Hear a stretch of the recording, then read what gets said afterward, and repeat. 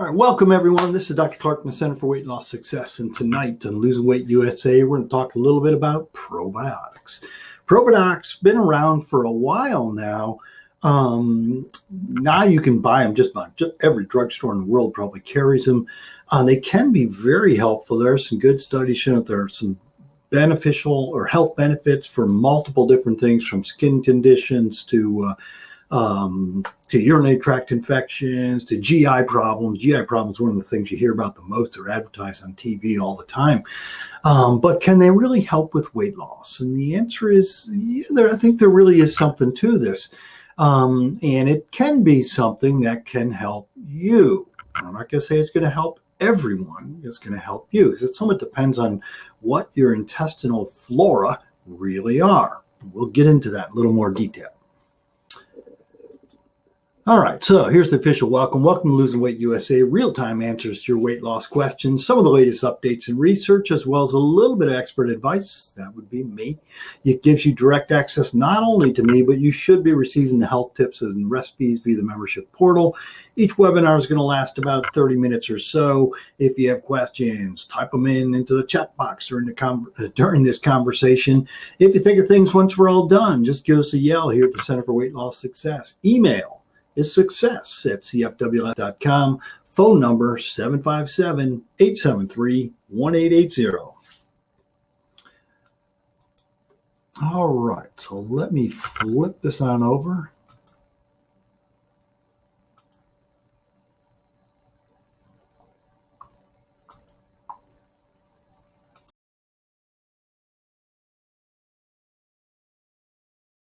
Probiotics, what are they? Well, basically, kind of back up a little bit about, what's living in us. Okay, that we have lots of bacteria, not only on the skin and your mouth, but along our intestinal tract. There are literally trillions of bacteria along there, and we can divide some of those bacteria that live on us, in us, as either being kind of friendly or unfriendly. Okay. Unfriendly bacteria can cause infections, whether it be a skin infection, whether it be urinary tract infection, whether it be an intestinal tract infection. So unfriendly bacteria are the things we don't want. The friendly bacteria, though, are things that actually can help us. Okay, and we think of them, you'll see them all the time. They're listed on the yogurts out there, some of the cheeses out there. So you see them in some of the grocery store products right away. And they're often kind of advertised as, here they are, these are the good bacteria, they can be helpful. And there is something to that. It's just typically in the food product, there isn't quite the colony counts that would actually be supportive to really give you the health benefits. At a certain level, yep, they certainly can. But we can divide this in friendly and unfriendly bacteria, and they're all living along in our intestinal tract. They're all living along our skin, and they'll live in different places. Some thrive in others, some spots better than other spots. And so subsequently then we want to have the good bacteria, not the unfriendly bacteria. And you think, well, maybe we ought to just try wiping out all these bacteria. But the problem there, twofold, is one, that if we wipe out a lot of the bacteria, then we typically won't have the immune system that we need to fight other infections, anything that comes up. So these bacteria actually give us something to have an immune response to. Plus, there isn't a way to sterilize, truly sterilize our skin or intestinal tract or wherever. It just doesn't work. And you wouldn't want it to work either. So it's not something you really want to strive for. So probiotics then they're live microorganisms. Okay. They're live microorganisms. They may not all be bacteria. They're all microorganisms, meaning that we have to look at a microscope to see them. Okay, so they may not necessarily be true all bacteria. A lot of them are. Okay, so probiotics are live microorganisms thought to be beneficial to the host organism. So they're kind of little tiny animals, little tiny cells, microorganisms that live on a host. That could be us, but it could be other animals too. That kind of, there's a symbiosis, so they both get some benefit there. So the World Health Organization kind of lists these or defines these probiotics as live organisms, which when administered in adequate amounts, confer a health benefit to the host. Now, there is a number of things that there. So they have to be live, there has to be enough of them, and there must be a benefit, a health benefit to the host organism. For us, okay, the humans are the host organism, and so we're kind of administering a certain amount of these, we'll call them bacteria, just to simplify, these microorganisms. Now, the word probiotics comes from Latin and Greek. It's the Latin pro means for, as opposed to anti, which is against. Okay. And then bios, which is life. So pro-life or for life. So it kind of supports life. Okay, so it's Latin pro, which is for, Greek bios, which is life.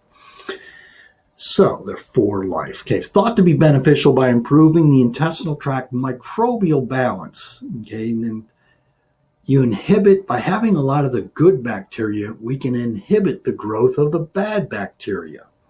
And this is part of the problem or potential problems when we take antibiotics. Okay, we usually take an antibiotic to treat an infection. And it could be an infection anywhere. Okay. The problem there is that the antibiotic will also kill some of the bacteria that live along our intestinal tract. And if we kill some of the good bacteria that live along the intestinal tract, potentially then the bad bacteria that also live along there can thrive.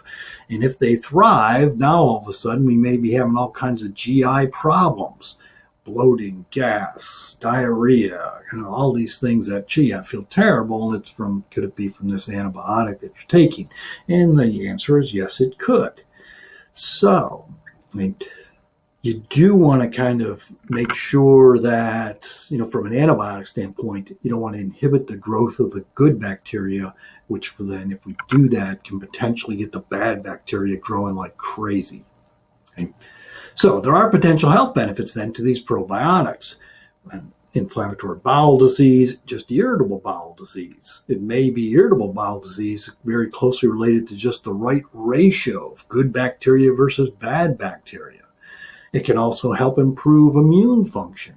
It can treat infectious diarrhea. So if you go out, camping and drink the water or something, get an infectious diarrhea, or from some other reason, the probiotics can actually treat that because they support the good bacteria, and subsequently then you want to kind of push out the bad bacteria then. There's good evidence it can prevent gynecologic and urologic infections. So urinary tract infections and some GYN infections, skin diseases it can help with, dental problems. A lot of dental problems come from bacteria that live in our mouths, and subsequently then they slowly erode the teeth.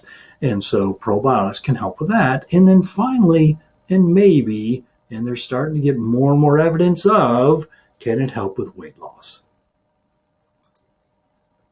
All right, so the bacteria that live along your intestinal tract, as I mentioned, there are trillions. There's actually, in each of us, there's about 100 trillion. Okay, this little joke here is 100 trillion friends you didn't know you had, and they live within your intestinal tract. 100 trillion, just to put that in a little bit of perspective, then the human body has about 10 trillion cells that make up the adult human body. So we're talking 100 trillion. There's actually 10 times as many bacteria that live along your intestinal tract than the entire number of cells in your body.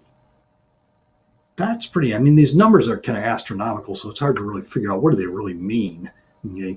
Once we start getting above millions and that, all of a sudden billions and trillions, what does that actually mean? They're such big numbers, they're kind of not very easy to comprehend. But anyway, all these bacteria live along our intestinal tract, literally from your mouth all the way down to the bottom end. Okay, so 100 trillion of them. The GI tract, so all along there's not only there's 100 trillion different individual bacteria.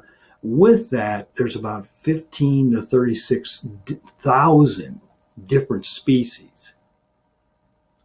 That's pretty amazing. Each of us, every single one of us has this. Okay?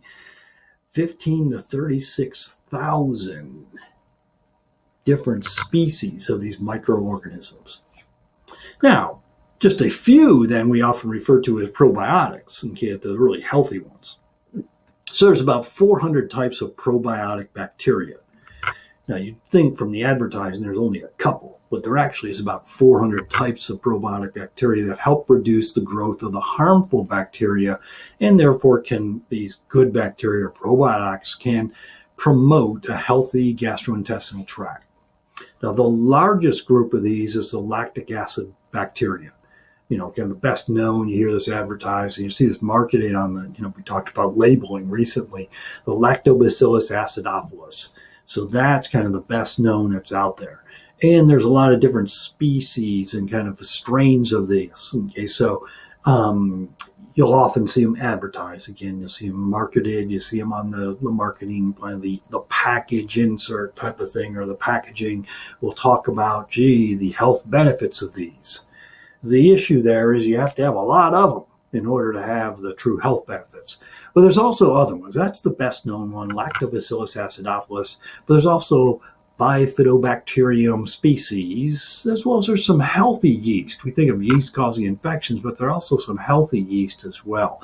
And so all of these potentially, so not all bacteria either, so they potentially can be considered all probiotics. They're microorganisms. Now, there's lots of different strains out there. So just say, for example, the Lactobacillus acidophilus, the best known one. There are actually lots of different strains of that same thing. Each strain is going to have its own identifying number. What's interesting here is that they can genetically, they can make new strains of these things. And talk about genetic modification, but you can make, scientists, they can actually make new strains as the cells divide. You can get a genetic mutation, and subsequently then you actually have a new strain of these probiotics. Each strain has its identifying number. What's interesting from a business perspective is that you can actually patent. A business can actually patent. So they can have they can own this strain, so to speak. And so kind of when you see all the different products that are out there, each company typically will have a slightly different strain in a group of strains, and they may group them together as different amounts of each type of strain in there. So it's kind of a different package, if you want to say, of very similar probiotic microorganisms, but each strain will very likely be different because different companies can patent different strains. The point there is that thinking that, I'll just go pick up some probiotics and each brand is the same is erroneous. They're not the same. And what we find is that many individuals respond well to one strain, but not so much to another strain, which then means that certain brands may work much better for one individual than it does for another individual. And so keep that in mind, is that just because one strain or one brand didn't work for you doesn't mean that another one wouldn't work for you. It's just that obviously you don't want to just start kind of picking GL because they're not cheap. But just kind of picking, I'll try this. But there is something to that too. I'll try this one, and then I may switch to another one if they're not helping you. There really is something to that. So it shouldn't be thought of as, I tried probiotics, they didn't help me. Very likely there may be different strains that would help you, for different things. And unfortunately, it's kind of hit and miss. Someday they may be able to test you and see exactly, what strains would help you the most. They're not there yet, but that's certainly something that could be potentially worked towards. So let's talk a little bit about just some general questions I often hear about probiotics. So what can they be actually used here? So what can probiotics be used for? Now, there are lots of different ailments. Again, they tend to be species and strain dependent. So one that works for the GI tract may not work very well for a skin problem, may not work very well for a urologic problem or urinary tract infection. So just going to kind of keep that in mind. But typically, they're somewhat divided out, and there will be certain ones that tend to work better for different things. And again, there's lots of them out there. There's 400 different probiotics that can be used, and then there are multiple different strains. Okay. So lots of different things, and there is good evidence again, skin problems, gynecologic problems, urinary tract infections, irritable bowel, inflammatory bowel, bowel infection, GI tract problems. That's the most you hear about them, is the GI tract problems. Okay. Now, what about food-based versus pharmaceutical? Okay, I mentioned you walk around the grocery store and you're going to see these kind of probiotics that are marketed on the packaging, and especially with yogurts and kind of dairy products. Those are probably the biggest ones you'll see them on. So food-based versus pharmaceutical versus walking into the pharmacy and getting, okay, here's a brand, the whatever company brand of probiotics. The problem with the food-based, again, is that it's kind of hit and miss, and they have fairly low CFUs. CFUs is colony-forming units. Okay, and you have to have a certain number of colony-forming units to actually be beneficial. And so in food-based, they may have them in there, but typically not enough. And so you often won't get the real benefit that you could get.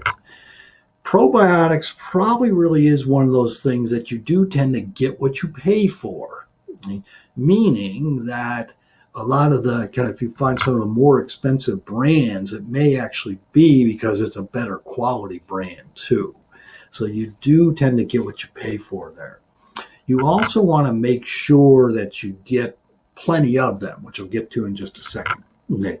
So are they safe? Basically, yeah, they're safe. There's not a reason to think that they're not going to be safe. So they're sold as dietary supplements or food.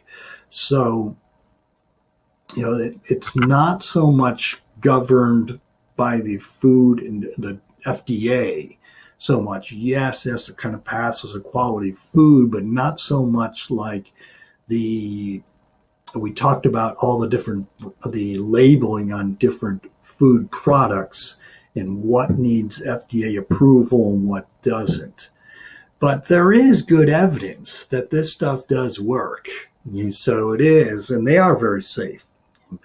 What are the dosages? Typically, especially for GI tract stuff, you're going to want to have at least 10 billion CFUs. The higher, the better. Anything less than 10 billion, probably you're throwing your money away. Okay.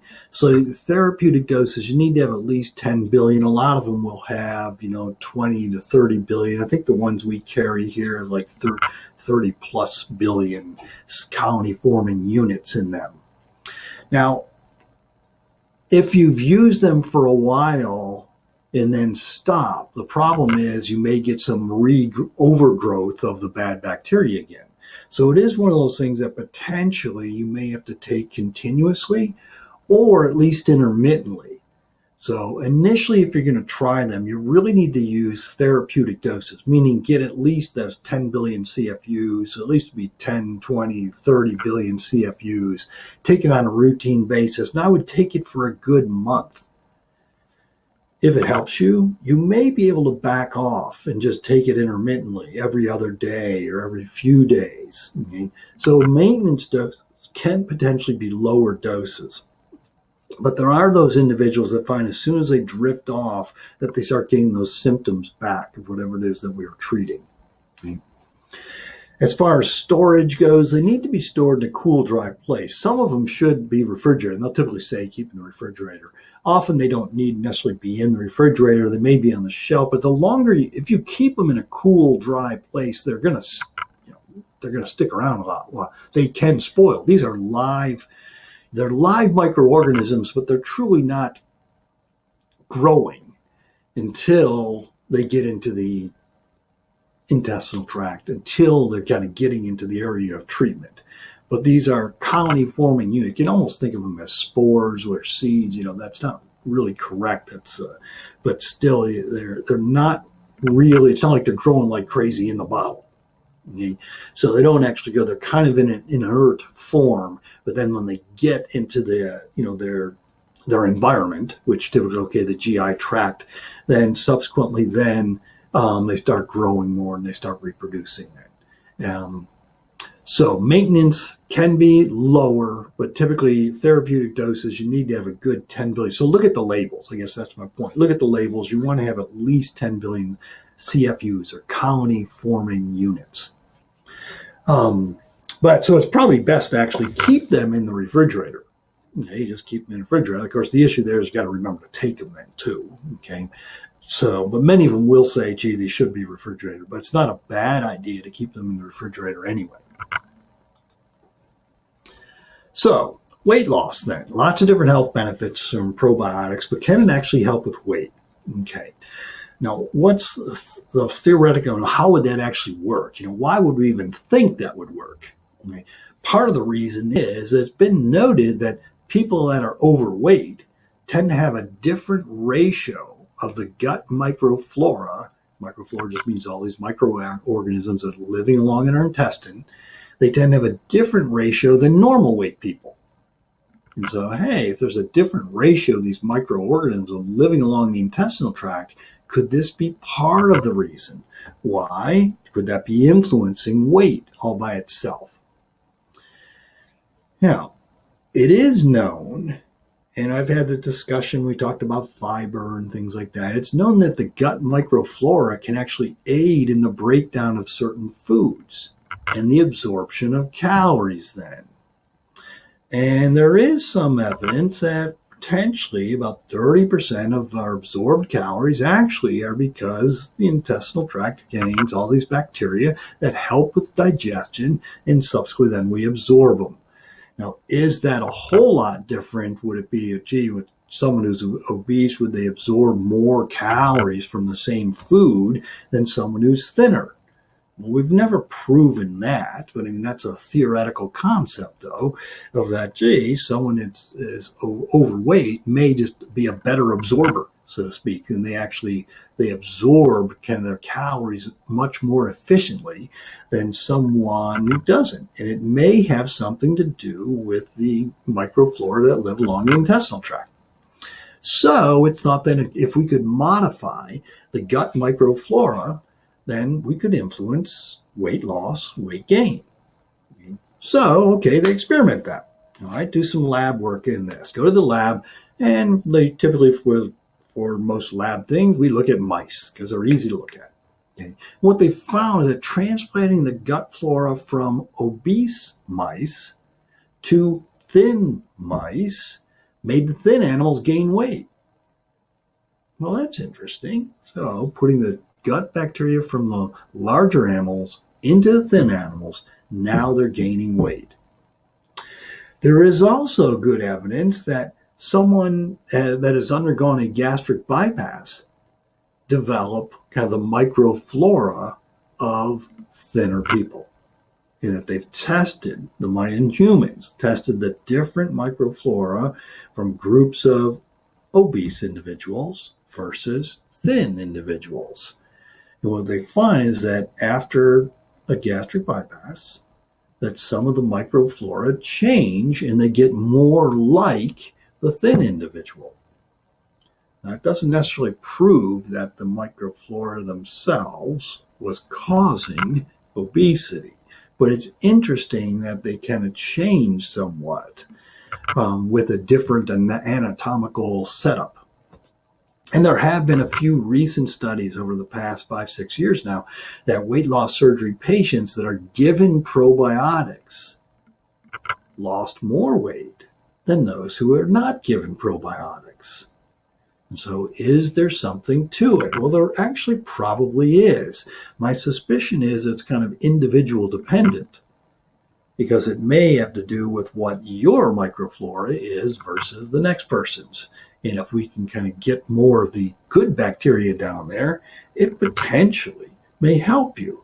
So, I mean, if you find that, hey, I'm struggling with my weight loss, or, gee, I'm trying to lose more weight and I'm kind of stuck, I'm stuck in a plateau or anything like that, so potentially trying probiotics might be helpful. It might not, too, but potentially there is something to that. All right, so there have been a few small studies in obscure journals, maybe not that obscure, than British Journal of Nutrition, which we typically don't see in the US very often here.